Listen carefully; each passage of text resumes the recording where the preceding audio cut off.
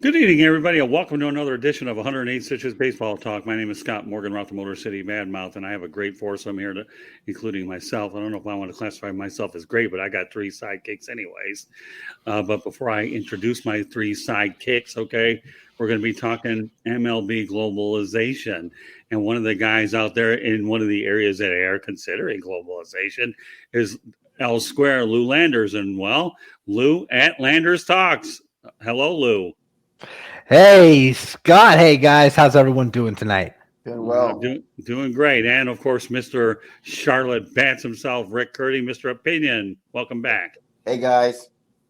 And last but not least, Mr. Concrete Dump, Eric Katz. How you doing? All right. Well, let's talk some baseball, and let's talk some Major League Baseball globalization. I see he finally added Concrete Dump there to his name, too. Yeah. He just has to capitalize the C and the D, but at least he's making progress. We're not the grammar police here. It's okay. No, I know, but it's in the blood. But you know what, though, Lou? We're not in English class. You are right, though. Eric Katz definitely should trademark Concrete Dump. So when we go ahead and pay him a big major league wage, he's going to trademark Concrete Dump. Of course, I don't know if he's going to do it in Montreal or not, but we'll leave that for another day. Although there might be a little bit of Expo talk here tonight. I don't think Montreal would welcome me after calling that it, but they know it's true. Well, I've done a whole lot worse than you when it comes to Concrete Dump, but I don't want to alienate those people there. I'll do that when we're off camera, by all means. But anyways, here's the situation. MLB and MLBPA agreed to host games or tours in the following locations over the next 5 years per Tim Healy. So with that said, okay, Mr. Mexico, Lou Landers, there's no doubt I got to lead off with you. Now, we don't know whether or not Lou Landers has his MLB credentials thing, but I have a feeling if they get a game in Mexico, he'll find a way to do it. So what I'm going to do this show here is I'm going to mention some potential teams that could go there and that with some of them, and then you guys are going to fill in the blank. So Mr. Mexico, okay, and everybody has a nickname. Of course, Landers will probably have who knows how many before the show's over with. Let's talk about Mexico. The Texas Rangers, Houston Astros, San Diego Padres, LA Dodgers, and Arizona Diamondbacks would be 5 prime candidates to go south of the border. Lou, what do you think? Am I off base?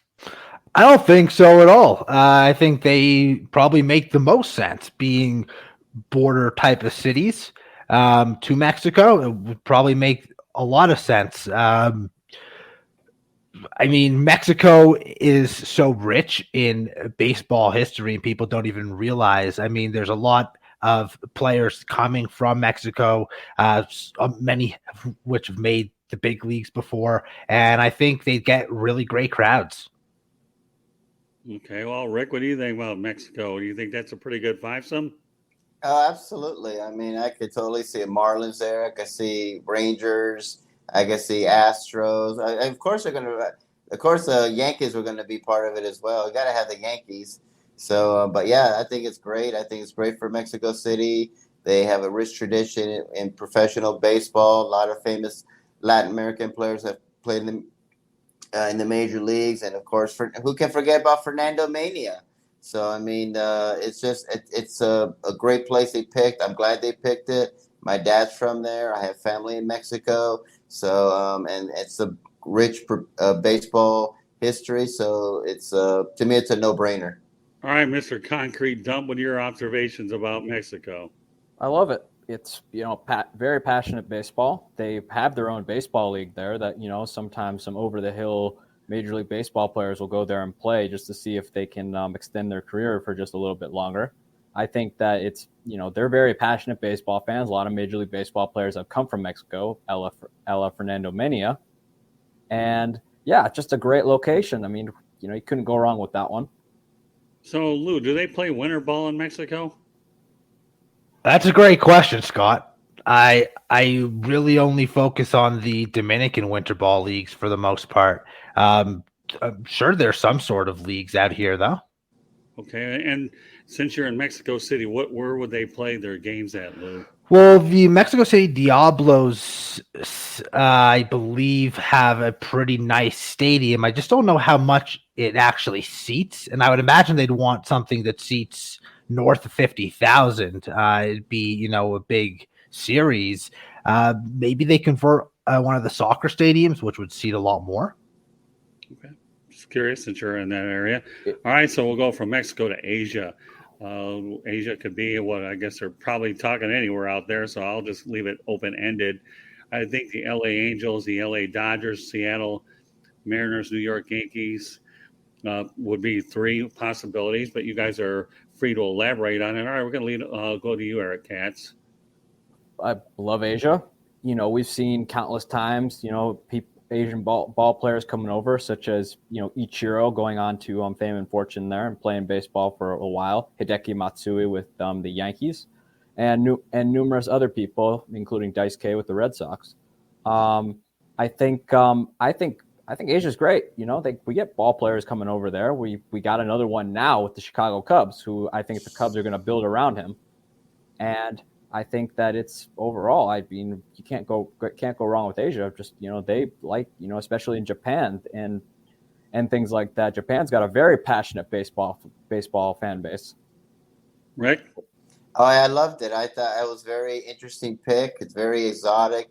We've seen so many Japanese baseball players come here to the major leagues. Of course, the Angels, to me, I think are definitely going to be there with Ohtani.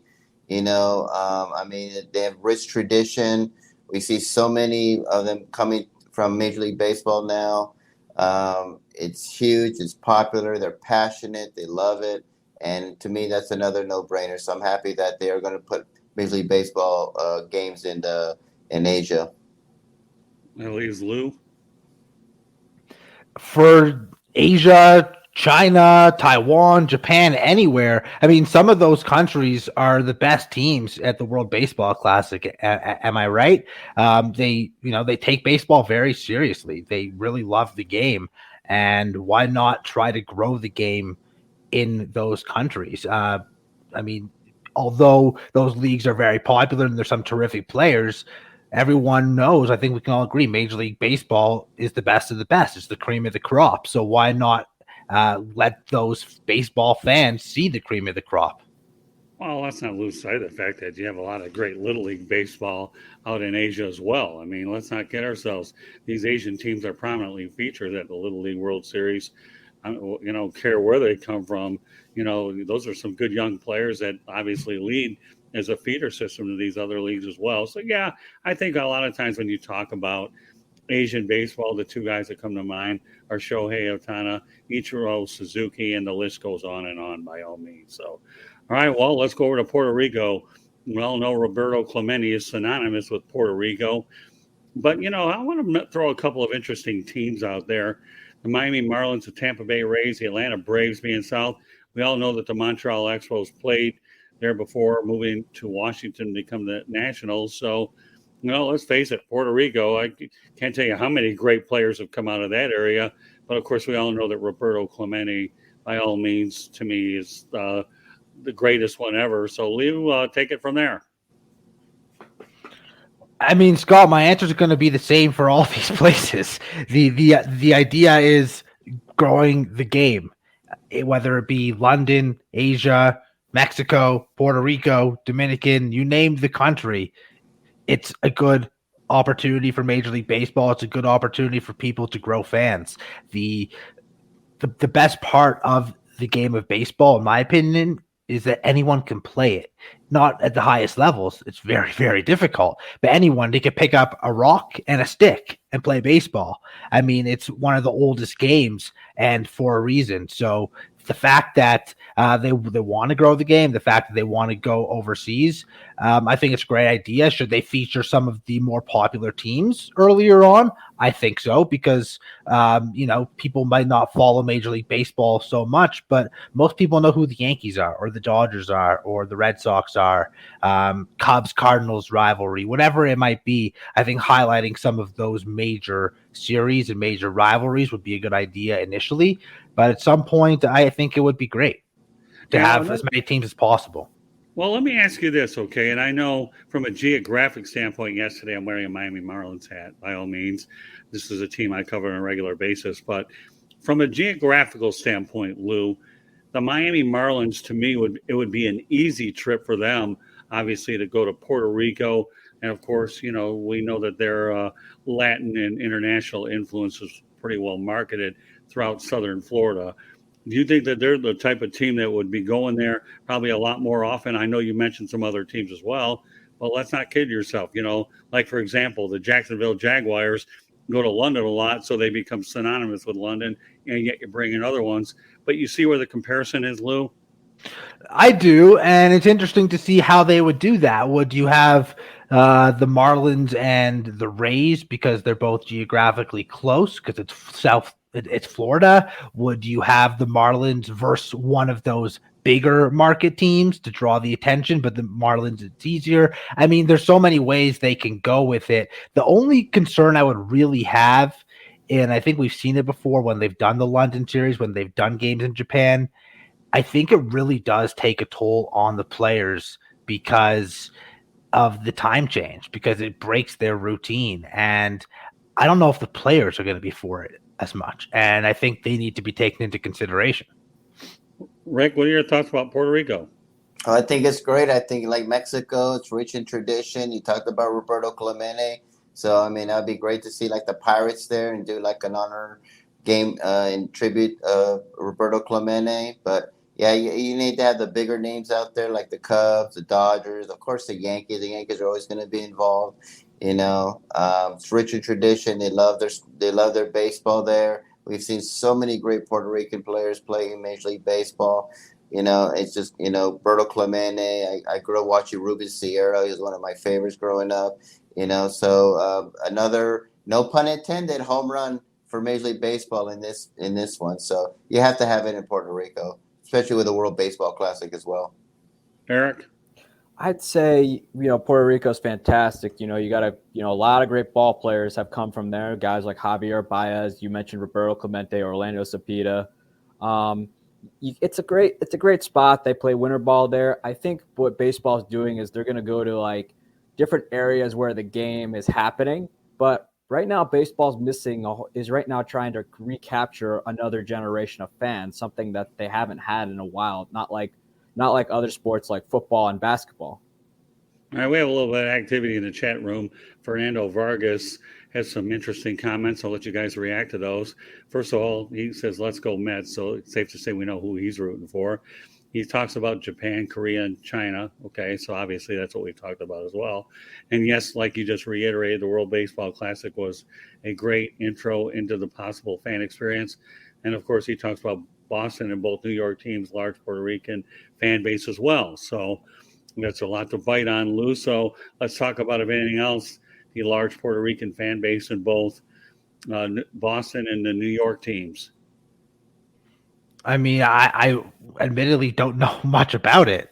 I would imagine that they root for their Latin American ball players on both teams, but I would think they root for the Latin American ball players across all 30 Major League Baseball teams. Okay, well, Eric, some thoughts about what Fernando had to say? I mean, as far as fans go, I don't know. I don't, I'll take his word on it. I don't live there. But as far as Japan, Korea, China, that, and also just having those fan experiences would be great, because I feel like baseball lacks them. Like as much as we like to make fun of football's Pro Bowl, they have fan experiences there. And I'd probably say the NFL is probably doing the best job at really growing their sport with a new generation of fans, something that baseball has failed to do ever since Manfred came in. Rick, do you want to react to Fernando's comments?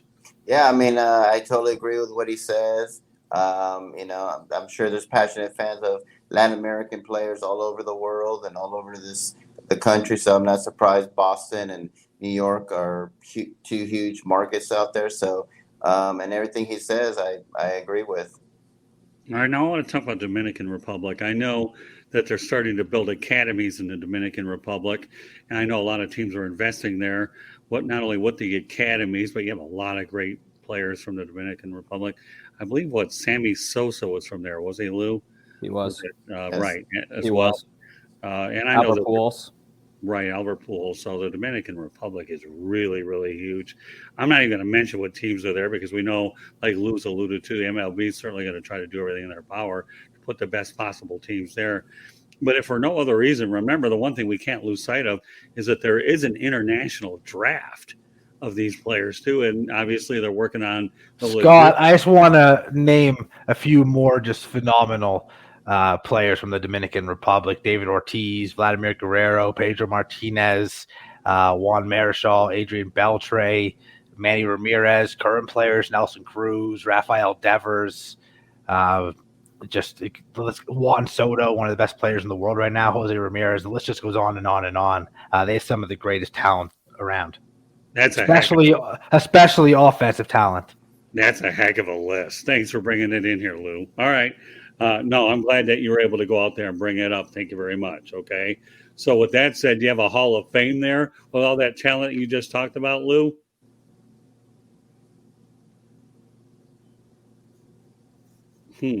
Man's thinking. I'm trying to look. I mean, I don't know if they have a Hall of Fame for baseball in the Dominican. I just know that Ortiz, Pedro, Juan Marichal, and Vladdy are the Dominican players in the Hall of Fame. At this point, Pujols will be exactly, and many might argue that Manny Ramirez should be. So Adrian Beltre could be certainly. So there's potentially more. Yeah, Manny Ramirez gets there. It'll be one of the best lobbying jobs I've ever seen in my entire life. Well, yeah, I mean, it depends on your stance on steroids or not steroids. I personally, and this is probably time for another podcast unless you want to talk about it, but that was an entire era. So unless you want to ban the whole era, you got to let these guys in. They were stars before they took the drugs or the enhancers, and afterwards. Manny's one of the better pure hitters of his generation. He should be in the Hall of Fame. Most of the writers on the baseball who actually get the vote, submit a vote for the Baseball Hall of Fame, I'd probably estimate about 90% of them are on their deathbed right now, and eventually when they all die and the younger writers get their card to vote, we're going to start seeing a lot of these people in, because you can't just X out the entire era. I mean, Ortiz was even accused of steroids, so they're starting to kind of let him in. But I'd probably say about 90% of those writers are either on their deathbed or should be retired, living in Florida. Well, Curti, you got a tough act to follow there. I got to say one thing before you say anything. I think Lou and Rick and I can say you have an incredible way with words, Mr. Concrete Dump. I don't know. I mean, that was pretty good. All right. I've got a sharp tongue. I will tell you. I could hardly tell. Okay, by all means. So go ahead, and what do you think, Mr. Curti? That's a tough act to follow what Katz said. Well, as I've always reiterated before, and I'll say it again, we should never have any steroid users. We should not have cheaters in our league. Mark McGwire couldn't even walk. He had a messed up back. He had a 201 batting average. He takes steroids, goes to St. Louis, and voila, 70 home runs. Barry Bonds would not be the home run king without steroids. Manny Ramirez was so much on steroids. I mean, he was taking stuff that only they thought he was pregnant because he was taking some stuff to mask the steroids. So I would never, ever get up. And David Ortiz was on this list. He should not be in the Hall of Fame, in my opinion. So you want to put him in there, you need to put a big old asterisk on him and say these are the people that cheated and call it the Hall of Shame area and move on. So, Rick, I agree with you that if Ortiz took steroids and you don't want to let steroid guys in, he shouldn't be in. I agree with you. But if they are going to let him in, and they did, then it should be an open door. It's not a two-way street. It's not pick and choose. One guy gets in, they should all get in. That's the problem. I totally disagree with him. I was very upset that they had Ortiz. I was flabbergasted. I'm like, he was on the list with Alex Rodriguez. So how is he getting in and no one else in? So I thought it was very wrong, very hypocritical. I mean, how is Clemens not in and Ortiz is? Yeah, I agree. They screwed up. Either you're all for or all against, but you can't pick and choose. I think agree. It's because he's Mr. Popular. They love him, and that's not right. He's a steroid user like the rest of them, and he should not be in the Hall of Fame. And I have a massive problem with David Ortiz being in the Hall of Fame. Rick, unfortunately, though, your cause right there, the dam has literally been busted open, and we're going to start seeing more of these unless we want to go through decades without a baseball Hall of Famer, which will look really bad on baseball's part. You literally have to just start letting these guys in and seeing past that, because at the end of the day, I'll say this though, I don't encourage steroid use, but that home run derby of 98 with the McGuire and Sosa summer of 98 ultimately did save baseball. So, and that's why the owners turned a blind eye until it didn't benefit them anymore. It made them money. Well, it's interesting how you guys say that, because now George Eichhorn talks about Commissioner Selig getting in. So obviously he should be in either. Yeah, well, but he didn't do nothing. Okay, Selig. Yes, he let it get out of control, and yes, I thought they should have delayed. I thought they should have started to. They should have delayed his induction along with everyone else's, because at the end of the day, the buck did stop with him, because he was commissioner during that era, and he kind of let it get out of control. But since they're letting Selig in, who ultimately I don't know what he knew, but at the end of the day, though, you can bet he knew a lot more. He knew everything. You can bet he knew a lot more than anyone thinks he knew. It was about money at the time, because the strike of 94. Let me finish. Go for it. The strike of 94 is obviously the game was hurt. No one and 95. 95 attendance was just brutal. But you let all that happen with guys like McGuire and Sosa, and then the fans started watching again. That's why he let it go. And then he realizes about 03, 04, oh no, now baseball has a drug problem, which prior to that, they already had drug problems, especially with repeated instances on the use of cocaine. Well, it's interesting. You guys are right. Selig did look the other way, because when baseball was in trouble and they were trying to regain after that debacle that took place, canceling the 94 World Series, that was bad. Now, Fernando Vargas is on a roll today, so we'll roll with him a little bit. He said a few years ago, maybe 5, there was a Dominican player on 28 teams. So that kind of goes with the theme of what we're talking about there as well. But no, you know what? I love when we have spirited discussion amongst you guys. We could talk about an international topic, but somehow, some way, PEDs gets in there. The only thing I'm going to say about this PEDs is kind of more interesting, if you ask me. Well, I know it is. It's a much more interesting topic. It's a topic that's heavily debated, even though baseball has the rules in place and stuff. But we still have to look back at that era, because it's a very polarizing era, because it did a lot. At the end of the day, I always say it did some good for baseball. It definitely did. It would continue if Congress didn't step in. If Congress didn't step in, and with that fiasco where Sammy Sosa forgot how to speak English. Who can forget Rafael Palmeiro's of wagging his finger of never taking steroids? I mean, that was such a sham, and Mark McGuire was pathetic on there. Clemens misremembered. It was a whole thing. He didn't, and also McGuire saying, "I'm not here to discuss the past." That whole. So we know what that means. Congress, you essentially lied to Congress, is what you did. Yeah. So what I was going to say, and Eric, sorry, didn't want to interrupt you. You were on a great roll. The biggest thing for me is, and you may not agree, you might agree, is that I don't even mind that Selig knew and did nothing, because the game was actually thriving with it. What bothers me is that he pleaded complete ignorance to it and then completely did a 180 and went against it. Yeah.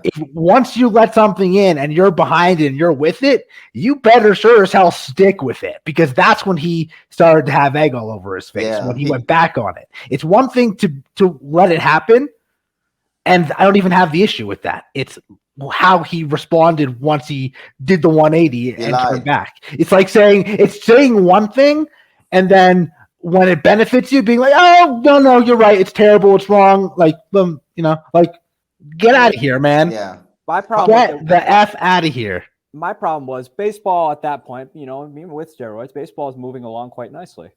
And, and then all of a sudden, I don't know, Bud Selig must have found religion somewhere along the line and decided, oh, this is bad for the game. This is immoral. Well, I guess you were paying attention to, in the cycling world, the Lance Armstrong fiasco that happened with the Tour de Dope. The government stepped in and told him, if you don't fix it, we'll fix it. And that's when he did a whole 180. And now he's like, I put the tough, and it's like, be quiet. And when he got inducted to the Hall of Fame, I'm like, why is he in the Hall of Fame? And I'll say it again, you want someone in the Hall of Fame that didn't have nothing to do with it? Fred McGriff should be in the Hall of Fame. How he's not in the Hall of Fame is an absolute joke to me. Well, let me just add one thing here, because you guys are on a roll. I like taking shows off when you guys are rolling, and I have no problem doing it. The only thing I'll say about Manny Ramirez is he's the most likable steroid user I've ever seen. Whether you like him or not, he's funny and he's lighthearted. So Manny being Manny. Yeah, right. Exactly, Lou. That's my point. So whether you like Manny or not, Manny being Manny's okay with me, whether he gets it or not. I love his personality, his candor for the game. So sorry to interrupt my three amigos here, because you're doing an incredible job. And by the way, there is a question out there that, once again, Fernando Vargas was asking, was there an open testing policy in baseball? I don't. They've got a drug agreement, but it's not like. Yeah, I think 4 players tested positive today, right? Did anyone else see that? I mean, 3 of them aren't even on teams. I mean, but the Brewer up here in Milwaukee, we were supposed to get Pedro Severino, but then there was a drug he took which had a banned substance in it, so you can probably chalk him up the list, because now he loses 80 games. Mm-hmm. But as far as drug testing goes, baseball and the Players Association. I mean, if you thought this past lockout was bad with them bickering back and forth, you should have seen it when baseball said we're going to test them, and essentially the then I forget who was the leader of the Players Association at the time, essentially gave Selig the finger and said no. All right, now there's only people were cooler back then, though. Like. We live in an era of sensitivity. Yes, they weren't as politically correct. They just kind of did what they felt, and I liked it. Can I bring up another question? And everyone's going to have differing opinions again. Sure. But I don't even consider steroids wrong or cheating, because at the time it wasn't illegal. They weren't banned substances at that point. True. I don't really. I mean, all right. If they're not banned, then what's wrong with taking them? They weren't doing anything wrong. So why are they penalized for it? Fortunately, our country doesn't operate like baseball, where we have such a thing called the statute of limitations when it comes to crimes we may or may not have committed. But unfortunately, baseball gets to kind of punish whenever they feel like it. But the thing about it is, though, well, take it from this perspective, okay? We all know about the Black Sox of 1919. And we all know about Pete Rose's fiasco with gambling. Some of us probably remember that press conference where baseball actually did the right thing back then. But the thing about it is, imagine this. Imagine if nothing was done about gambling. That would be way worse of an era than steroids ever was, because then you would have gamblers hanging by the clubhouse trying to influence the game just so they can make a little bit of dinner money. Just imagine that. Look at it from there. That would be way worse of an era. Then we have every right to say, okay, baseball's this, that, and the other thing. It's dishonest. But steroids, I don't see why we were making a big deal of it. Because if it was gambling, okay, I understand. Yeah, because it was actually illegal, right? Gambling? Actually, no. Actually, baseball for a while. This was way before. This was pre Landis. Where when the Black Sox happened, the baseball had some issues with gambling. They actually banned people for life, and the Black Sox at the time thought baseball was kidding. And then Judge Landis essentially said, "We're not." And of course, as we know, we have the story of the 8 men out.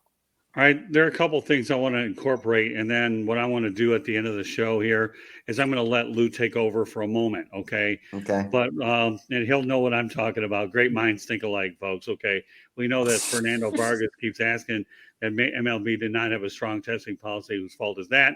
I'll leave that to Lou to take over later on, not now.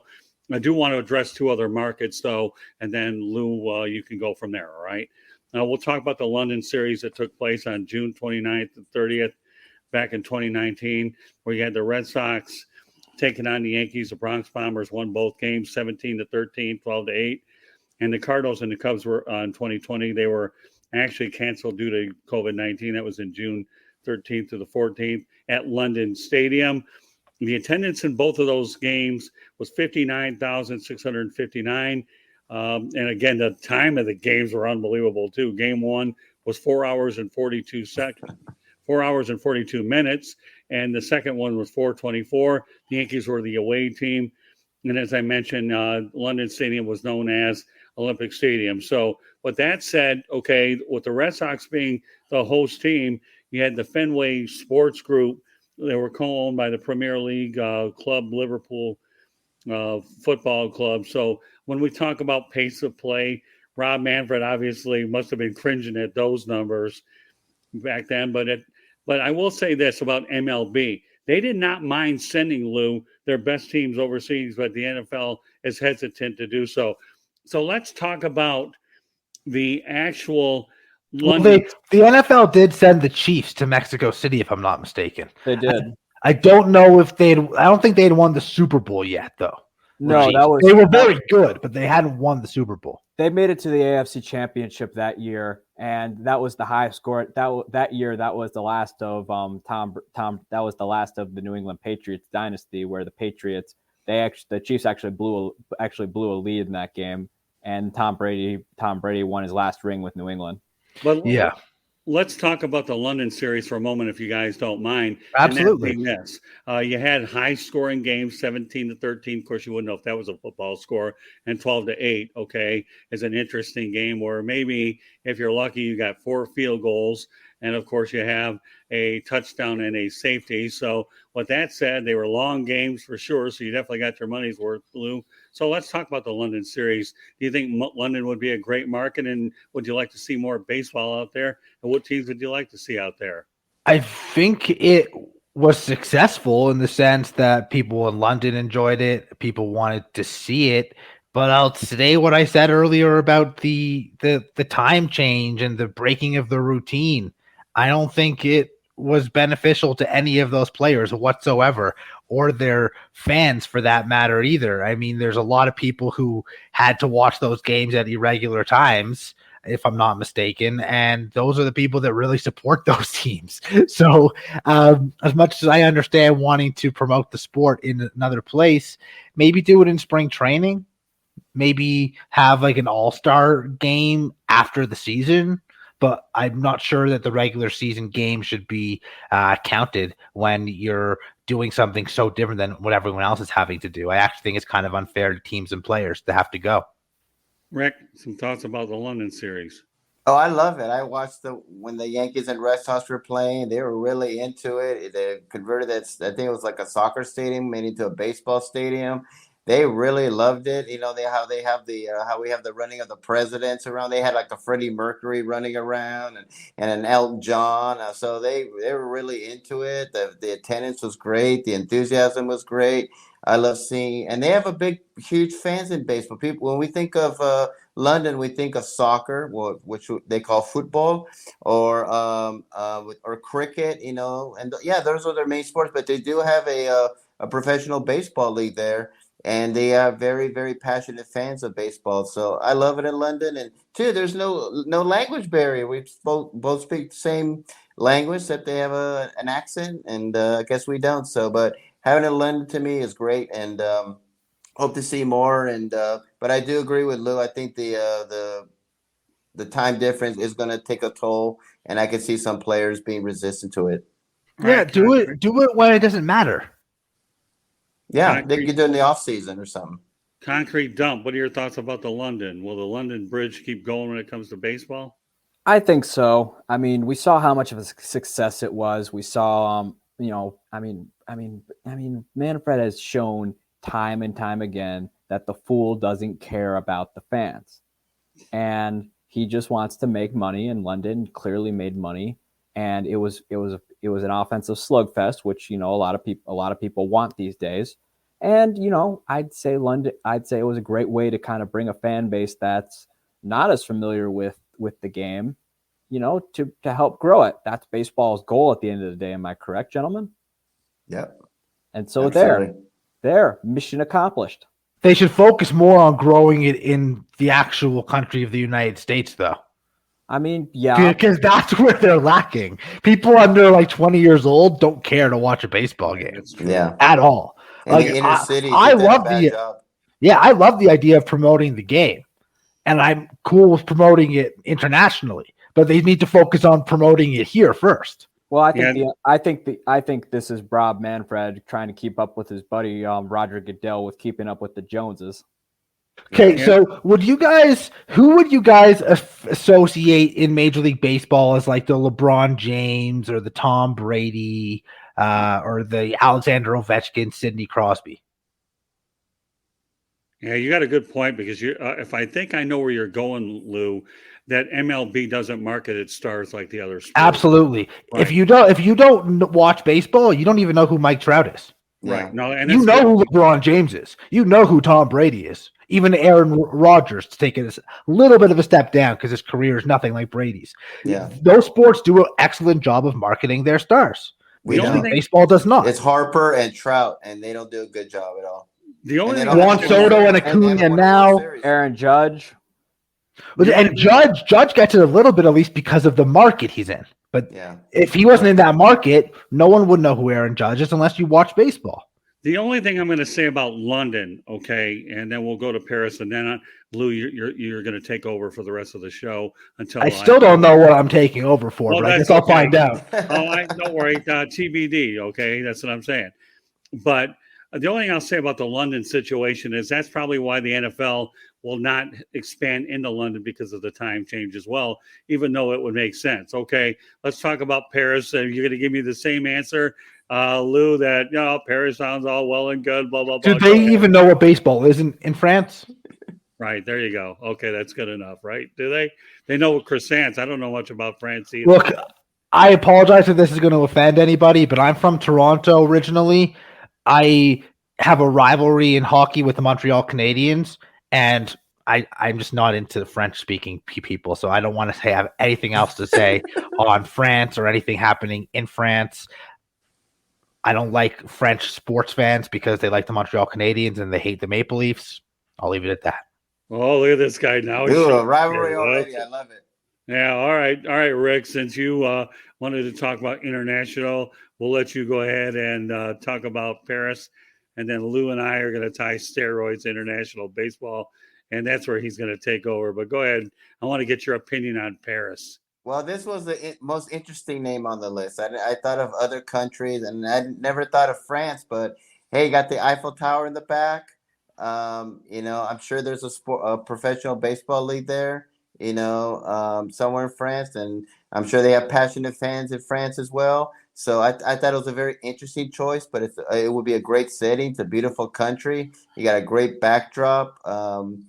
European. I mean, why not? Let's see what happens. If it doesn't work out, put it somewhere else. But you got to test it out. And France, to me, was a very interesting idea, and I'm kind of excited to see a game in France. All right, Concrete Dump. I mean, do they know what a bat looks like? They actually have French Division I baseball championship. Mm-hmm. I don't know how many teams. I see 4 teams, but I'm sure there's more than that. So they do have a baseball league. I just don't know how competitive it is. I mean, I'm going to go out on a limb and say AA teams here can go there and whip them, but maybe I'm wrong.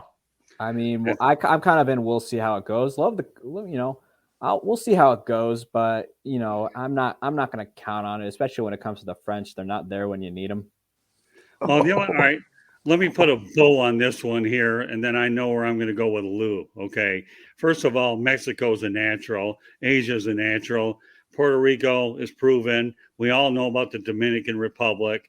London, well, we're not sure, but you know what? As they say back in the old country, you might as well go out there and bust, as Scott would say, let's bust out the whooping stick. Paris, well, hello. The only thing I know about Paris is they make a good croissant. We'll leave it at that. So They like their cigarettes too. yeah, that too. So all right, where you're going to take over here? Will they allow smoking at the stadium? And they eat snails. So That's a big question. It may be maybe it'll be a big thing if you can smoke cigarettes while you go to the game. Right. Adapt to the culture. So here's where we're going to go, Lou. Okay, Serve wine and now there. I want to be very serious about this. Okay, and that you talk about the fact that when we talk about international baseball, now you can talk about a lot of markets that are not healthy promoting overseas. That's where I was going with this here, Lou, that when we brought the topic up, there are a lot of markets that are obviously not doing very well. I think 7, 8 teams can't even draw 1 million, right? From what I've heard. So go from there. I mean, one of the biggest things, and it's a little off topic, something came out, I think, last week or 2 weeks ago. There's 4 or 5 major league players who this year are making more money on their own than 4 whole MLB teams combined. That's absurdity. Yeah. And I don't know if that's because of the market. I don't know if that's because the owners don't care to improve their team, but that should not be happening. I understand having a cap, but if you're going to have a cap, you should also have like a base. Like if you want to own a professional team, you should have to spend at least like 85, 90 million on your players. You have the money to do it. There shouldn't be teams spending 250 and teams spending 40. I'm not saying it's right for teams to be able to spend 250, but it's even worse for teams to be spending 35, 40, 45 million. It kills competitive balance. Well, Lou, I'm actually surprised when the collective bargaining agreement was reached that they didn't have a floor ceiling. You know what I mean? In terms that they had a minimum requirement that they had to spend. I was looking throughout that during the whole negotiation, Lou, that they had to be spend at least 60 to 70 million itself. And I never saw that, Rick Curti, that MLB did not do that. And Lou, you are so on target with that. And that's why I wanted to talk about growing the game internationally, because you got to make sure that you're taking care of at home before you start experimenting overseas. And I know that right now, what Rob Manfred wants to be a Roger Goodell wannabe. Is that where all of this is going anyways, Rick? So, Yeah. Rick, I'm going to ask you 2 questions. One, Sure. okay, the floor ceiling that Lou mentioned, and then 2, obviously, are we not taking care of our own local markets before we put the cart before the horse and we go overseas? Yeah, when I was growing up, baseball was number 1. Now it's probably 3 or 4, way behind the NFL and the NBA. And we just don't do a good job marketing Trout and Harper. We stopped promoting baseball in inner cities. It's been dying for a long time. And I saw one where I think Max Scherzer was making more money on his own than like 7 teams, which is ridiculous. And that's why I keep saying that Major League Baseball needs a salary cap, because there's just no way Kansas City is going to compete with the Yankees. There's no way Pittsburgh is going to compete with the Dodgers. There's no way. It's not going to happen. The A's. But Rick, those teams don't have to spend 250 million to compete with the Dodgers. They have to even spend 100 million or 115 million, and they would be that much more competitive. And they all have it because they all have big TV deals. That's where all the money comes from, is the TV deals. Some owners decide to use it and some owners don't. I understand that there's bigger markets and they make more on top of that, but that's not stopping those teams from actually investing the money they make into making their teams better. It's not about the cap. It's about the basement. It's about the floor, not the cap, because there's not every team that's up that high. There's maybe 3. There's more teams below where they should be than there's teams above where they should be. Well, I blame the ownership too, because look at the Marlins. They just don't want to spend money. That's the problem. And these Manfred needs to tell these owners, you need to start spending some money, maker, because it's just not even. It's not even right now. So you just have to make the game more competitive. These owners, these cheapskate owners, need to start putting more money in there. But I'm still going to say that we need a salary cap at baseball. I've been saying this for the last 15 years. Baseball needs a salary cap, and if you get some better ownership in there, and we need to grow the game with young people. I mean, the average age is like 52 years old or watching Major League Baseball. I mean, that's just not good. And when I was watching it, you just don't see it anymore. They're not going to the inner cities no more. They're not promoting the stars no more. That's the problem with baseball right now. And so if we get some better owners that with some pockets in there, maybe like another Cohen in there, it could be a lot better. But right now, I mean, it's dying out here in the United States, and the last thing they honestly need to do is promote in other countries. But he's trying to be like Roger Goodell. He sees that it's been successful there. Why not do it there? But the problem with NFL, it's so wildly popular right now. You could put a Jaguars in London. You can put a whatever team out there in London, and for Major League Baseball, they got to put their top teams out there because it's so behind the NFL and the NBA right now. The NFL is also different than Major League Baseball. They play basically once a week.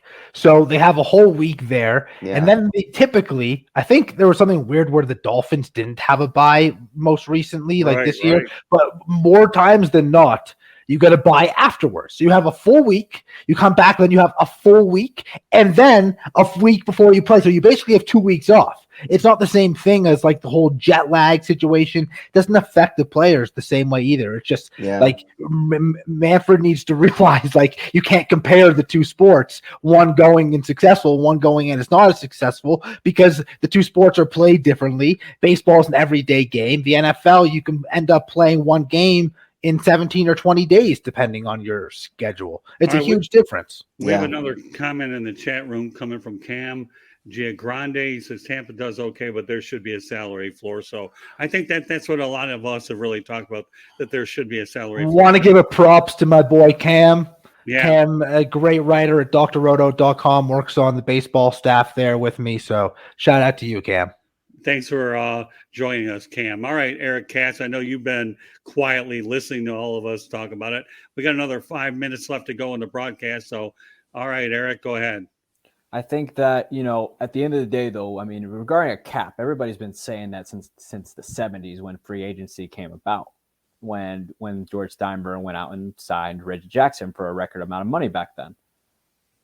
The problem is, as far as that goes, the big market teams will never allow it. The Red Sox won't do it. The Yankees for sure won't do it. And also in regards to teams spending money, I saw something recently where John Heyman, which love or hate the guy, he made a good point saying the Cubs, I'm really concerned with how much money the Cubs spend, even though the Cubs are a very large market team, which I don't blame them there either. Actually, I'd be more concerned about the White Sox where a cheapskate like Jerry Reinsdorf is very cheap. And except for bringing in somebody who might be able to help out, not a big name, but someone who'd be able to be a nice piece on the side. But that's besides the point. The problem though is, Manfred cannot make these people spend money. At the end of the day, it starts with the guys with the guys with the checkbook and the wallet. And if they're opting not to make a competitive product right now, that's their decision. I mean, is it right? Not necessarily. Does baseball need a cap? Probably. But will it happen? Probably not, because, again, Rob Manfred will bows down to big market teams. If he had literally some of the biggest market teams will probably have Rob Manfred's neck underneath their boot. All right. At least when teams go over the cap, they have to pay a luxury tax, which then in terms helps out the cheaper teams. The cheaper teams not spending money ruins it for everybody. I think, here's the thing about the luxury tax. So a team like the Dodgers doesn't believe in luxury taxes. They can eat with their TV deal. They can easily eat that. Oh yeah, they don't care, but at least them going over is helping the little guy. The little guy's not spending doesn't help anybody. Good points. Really good points. I guess the one thing I want to say about this international thing, and Lou, I think you really nailed it with this, okay, that when you compare travel logistics from one sport to the other, yes, football, one game a week, you have a couple of days to acclimate, where baseball, not quite the case. You're back on that jet a few days later. So logistically, as much as I think Manfred has good intentions to grow the game, do I think logically that it can take place? And that's where I think, Lou, you really nailed a bullseye with this one. You really can. I like the idea of MLB globalization. We touched on 6 particular areas which are more prominent than others, but that's really what it comes down to, Lou, is there's perception and there's reality. Play 1 game a week and then maybe have a bye, another story. Play or preseason, post, after the season, whatever you want to do. Take some of your best players, all-star games, whatever you want to do it then where it's not in the middle of a regular season. It's just absurd. Or do it, at least if you're going to do it in the season, it should open the season, not in the middle of the season. And even opening the season is not fair to those teams. It's just not. And I'm not saying the players hate it because it's cool for them to go to another place. I'm not in that dugout. I'm not on that jet. I can't say the players hate it because they might have a great time, but it takes its toll. Yeah, well, then you being a hockey guy like you are, Lou, let's face the reality. Does anybody like, and again, this could be another topic for another night, when you had the Olympics or interruptions during a season and then dragging it out, playing more games, or do it's you do terrible. it at the end? So I think with you being a hockey guy like you are, Mr. Toronto L Square, and all the nicknames that follow, Lou, I mean, I see your point in there's a time and a place, okay? And I'm getting all the vibrations from you guys that there's a time and a place. The idea of growing it is good, but when is the time and the place to do it? And every one of you guys makes a point. You know what I've really enjoyed about this show, though? How we talk about a basic international topic, but you know what's so good is the fact that I got 3 guys on this show tonight that have such great expertise in baseball that we can talk intelligently about steroids, international play, and salary cap, and you bring it all together, and you're still talking about growth of the game anyways, and that's how you really bring it together, Lou. Scott and guys, geography was not my strength. So that means the time zones in those places are not my strength. But correct me if I'm wrong. Mexico, which I do know because I'm here, Dominican, Puerto Rico, certain countries are anywhere from Eastern time to Pacific time. There may be an hour, 2 hour, 3 hour difference. I'm totally cool with that. It's when you start getting to 6 or 7 hours with London and then a whole other day in Japan or Australia, like that's when it gets absurd. So I have no issues with the places and the countries that are similar in time zones, because that is travel like anything else. It might be an extra hour or 2 on a flight, but it's not disrupting just a routine the same way that some of those other further countries and different time zones would. Yeah, a body clock is what you're talking about, Lou. You're talking about 8, 12, 16 hours on a plane, then you expect these guys to get up and play ball. I mean, that's exactly where you're going, and once again, you're on point there. So, all right, as we wrap up this show, Eric, any closing thoughts about everything that we've talked about tonight? I think you have I think that, you got to take care of at home first before you can go ahead. I mean, that's the reason, if we learn anything from the world today, not enough countries are taken care of at home, and baseball's about to fall into that same trap. Rick? I'm actually excited to see all this. I see why he's doing this, to grow it, make it more exciting, to get the younger people back. He's seen what Goodell has done with it. You see the NBA playing games in China. So I get the whole idea, but maybe have it during like opening season. Maybe you can have an all-star game there, or maybe a World Series in Paris would be kind of cool, something like that. But it eventually, I could see some players and some owners say, you know what, we're not going to do that because it's just the time difference is just too much, and we got a big game, and we're in the hunt for the pennant right now, and I'm not going to do that to my players. So I could see some back and forth, some backlash on this.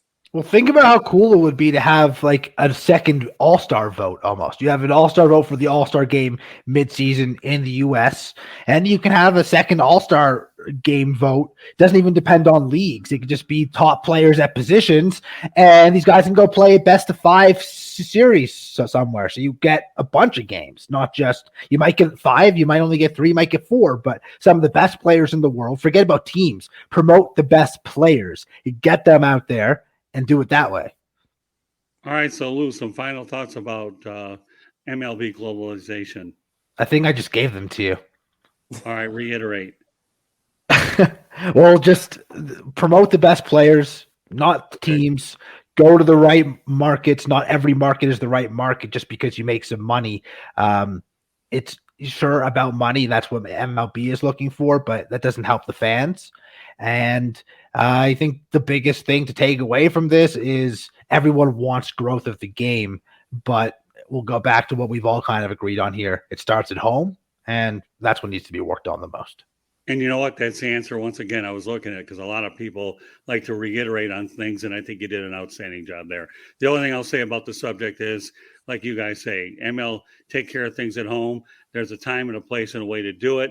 And I admire Manfred for wanting to do it, but there's perception, reality, and you have to think about making sure, once again, the game is healthy in the United States. All right, with that said, outstanding broadcast tonight. All right, Eric Katz. Before I get to Eric, just to let you know, folks, if you're listening to this audio, you can hear it on Spreaker, Spotify, Apple, Google, iHeartRadio, wherever you get your podcasts. You can also subscribe to the South Florida Tribune YouTube channel or access this from www.southfloridatribune.com. All right, Eric, let everybody know how they get a hold of you. You can follow me on Twitter at Sports Team News, or you can find me on Belly Up Sports. I cover Wisconsin Badgers football. Rick? You can find me on my website at www.charlottebats.com. I'm also on Facebook at Charlotte MLB. I'm also on there at Charlotte Bats Baseball. I'm on Instagram at Charlotte Bats. I'm on Twitter at Charlotte Bats Baseball, and I'm on LinkedIn under Rick Curti, Curti, and my email address is cltbatsbaseball@gmail.com. See, they should be worrying about promoting baseball in Charlotte and getting a team there, not internationally. Charlotte and Nashville need expansion teams. What a segue. What a segue. Go ahead. So you can find me at Landers Talks on Twitter. I am on Sirius XM Fantasy Sports every Sunday at 9:30 a.m. talking baseball and fantasy baseball. Sports Byline USA Armed Forces Network, head of baseball content at drroto.com. Come check that out for all your baseball talk and fantasy baseball talk as well. And again, Twitter at Landers Talks. Hit me up. We'll chat. All good stuff. Well, I can tell you, we pun intended, we covered a lot of bases today from international baseball, and we even talked a little bit about steroids and salary cap. So, is that pun intended? Yeah, don't even care. It is what it is. But once again, as I mentioned moments ago, you can find us on Spreaker, Spotify, Apple, Google, iHeartRadio, wherever you get your podcast. Subscribe to the South Florida Tribune YouTube channel at no charge. Get all the notifications. www.southfloridatribune.com. You can also email us at southfloridatribune@gmail.com and follow us on Twitter at Tribune South. So once again, guys, appreciate the effort tonight. And I think I'm really pleased with everything we got done. I hope you feel very good about the fact that we're trying to talk about growing the game. And here we are, opening week, and play ball, guys. So once again, on behalf of Eric Katz, Concrete Dump, Rick Curti, Mr. Opinion, Lou Landers at Landers Talks, and L Square, my name is Scott Morgan, Route the Motor City Madmouth. Thank you for joining us on this edition of 108 Stitches Baseball Talk, and we'll catch you the next time. Good night, everybody. God bless and be safe. Catch you next time. Bye-bye. Good night. Good night. Thanks for everybody for participating in the chat as well. Thank you.